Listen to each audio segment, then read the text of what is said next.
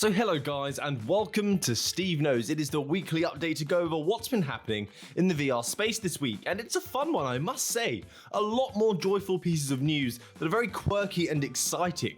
So I think that is enough chin wagging. Let's get started.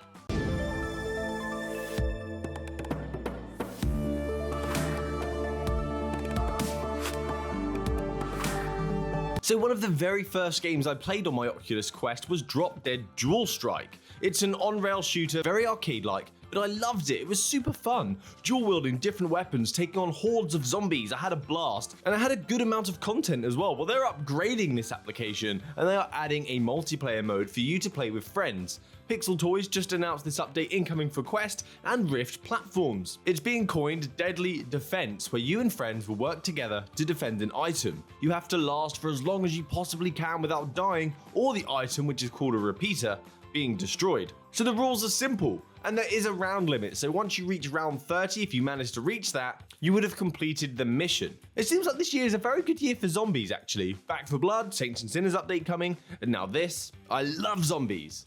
This story has me torn. The new pistolwhip update, Smoke and Thunder, is around the corner, releasing on August 12th. So this is bringing a new campaign to the game, bringing more content, much like the previous 2089 DLC. That was set in the future, but this one has turned back the clock to the Wild West. In it, there's going to be 5 new levels and new songs, and a new modifier system that we've spoken about on the channel before called Styles. It's going to allow you to combine and save modifiers. More content, hooray, but this is where I'm on the fence. Cloudhead Games are increasing the cost of their game. If you already own the title, you're going to get the DLC for free, much like you have previously, but if you buy this post-release, you'll pay $50 more, which is of course going to upset people. So buy the game now while you can and save some money if you're interested in it. The devs, they have been adding free content constantly since its release, so I feel this small price bump is actually justified based on the fact of the level of additional content that they have provided since its release, but it's going to rub some people the wrong way, I'm sure of it, because the game has gone from 10 levels when it was released to 28 with no price change, and they've not been doing what Beat Saber have done, just releasing purchasable song packs the whole time. So I kind of think, fair enough. Let me know your thoughts on this one down below, because you don't see this too often. Next, maybe the biggest report, not the craziest, but the biggest report this week is the rumor, and I say rumor because Sony haven't confirmed it, but it's come from a great source, is news about the new Sony PSVR 2 headset and some specs and some processors that are changing to accommodate the new device. The first PSVR headset was released in 2016, and it's time to bring it into the modern day. And we've already heard that the PSVR 2 headset is to include eye tracking, inside-out tracking, head-mounted haptics, and a 2000 by 2040 pixel display with an OLED panel. So shout out to PlayStation VR without parole on this information. The display is to be an OLED display with HDR support and offering 110 degrees field of view, which is a great improvement still, but it's not the largest we've seen in the mainstream market. The headset is going to use Fresnel lenses this time as well, which should reduce the weight of the headset instead of the bulky PlayStation VR Plato lenses. There is also talk of a proprietary system called Flexible Scale Rendering, which is to be implemented on the PlayStation 5 consoles, which should dynamically adjust the level of foveated rendering based on the resources available and required. We've seen something similar for the Oculus system, but I guess they can't use that. So the controllers as well, which have been revealed, we know what the controllers are going to look like, but it's just been said that they are going to include the finger tracking technology that we saw a long time back during R&D, which was very impressive. So these sensors are going to be on the controller that should be able to detect the position of your thumb, your index finger, and your middle finger, which I mostly use in VR anyway, because my other fingers, they're holding the controller. But it's not all about changes on the headset either. There's changes and discussion behind closed doors about changes to how the ecosystem works. Apparently, Sony has said that they want to focus on AAA quality games, not just throw out virtual reality experiences. And I have to agree that I think that is a very, very good idea. And this is supposed to come in the form,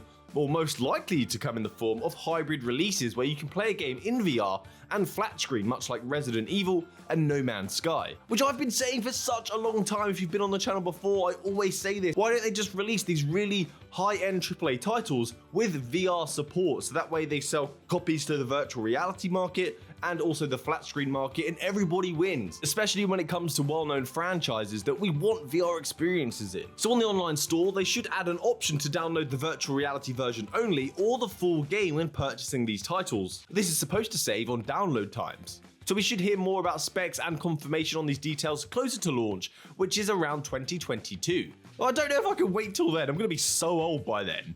Now, the talk of the town at the moment seems to be the reveal from Facebook, where they have shown off see-through technology, which is the reverse of our virtual reality pass-through tech, which lets you see the eyes of the HMD user, which is supposed to bring a social presence when experiencing virtual reality with friends and family. As currently when you put on the headset, it can feel like you're separated from reality, which in fairness is kind of the intention for many of us. It's not a simple camera displaying the eyes on the screen either.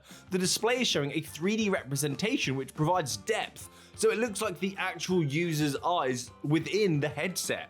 Facebook have said that they originally tried 2D displays, which brought forward the eyes to the front of the headset because there was no depth, so it looks really creepy. To me, this looks like a fun experimental idea, at least in the current climate. I'm not sure what the current use cases could be for this right now, but maybe in future the lessons learned from this process could be valuable. The tech also requires substantial amounts of processing power and additional 3D displays, which would make the headset much heavier and more expensive. And with Facebook, it's likely going to display a KFC advert in the future to you in 3D whilst playing a game.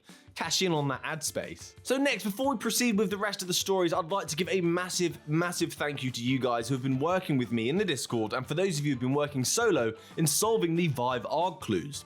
There is one more set of clues to unravel to reveal the prize that in the next phase, you guys are actually going to have a chance of winning. And if I'm lucky enough to win thanks to your help, it could be a chance for us to meet and play some virtual reality together. So join the Discord, which there is a link down below in the description, and I'll help you in phase 2, as you have helped me in phase 1. So far we have discovered the location and the venue, but now it's time to discover the itinerary. This whole thing has been like a Halliday Easter egg hunt, and maybe we can do something like this in VR one day once there is a metaverse. So the clues to the next phase are in the description down below.